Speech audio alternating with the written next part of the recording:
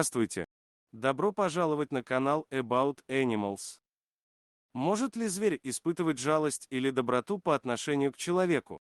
Возможно ли человеку выжить и остаться невредимым в стае диких волков? 90% читателей сейчас ответили бы нет на эти вопросы. Но порой жизнь и дикая природа преподносят нам сюрпризы и удивительные истории, которые больше похожи на сказку. Как маленькой девочке удалось выжить среди диких волков, читайте далее. Этот случай произошел в горном казахском ауле. Там жила семья пастуха, он сам, его жена и двое дочерей. Глава семейства приглядывал за табуном лошадей, а его жена оставалась дома с детишками. Но одной присматривать сразу за двумя грудными малышками, старшей было менее 2 лет, да еще и вести домашнее хозяйство задачка не из простых. Поэтому любящий муж помогал своей жене и брал старшую дочь с собой. В выходные семья оставалась дома и проводила время вместе. Но однажды такую идиллию нарушили, мужчину вызвали проследить за табуном, так как сменщик на работу не вышел. Он немедленно вскочил на лошадь и умчался в поле, забыв о том, что старшая дочь привыкла ездить с ним. А вот малышка не забыла и тотчас же поползла вслед за папой. Мама была занята младшей дочкой, поэтому пропажу старшей заметила не сразу. А когда спохватилась и пошла ее искать, то девочки нигде не было.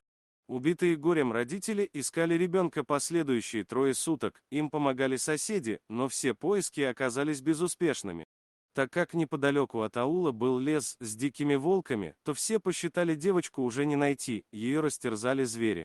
Конечно же, и отец, и мать винили себя в гибели дочери. Искать пропавшую девочку помогали все жители аула. Но один из них отсутствовал дома несколько дней, он ходил на охоту, поэтому не знал, что произошло в семье соседа.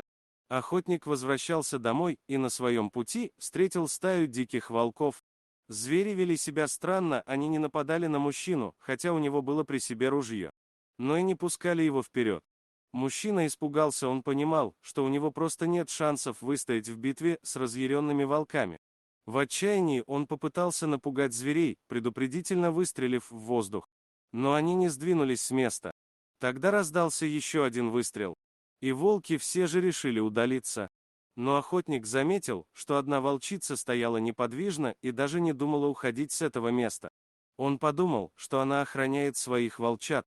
Вот только это было не так. Мужчина увидел за волчицей дочурку своего соседа. «Этого просто не может быть», — подумал он. Маленький ребенок никак не мог преодолеть расстояние в пару километров и остаться невредимым, особенно рядом с волками.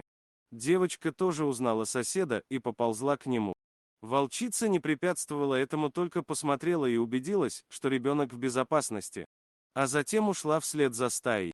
Еще одним шоком для мужчины оказалось молоко на губах у ребенка. Ведь это значило, что волчица ею кормила.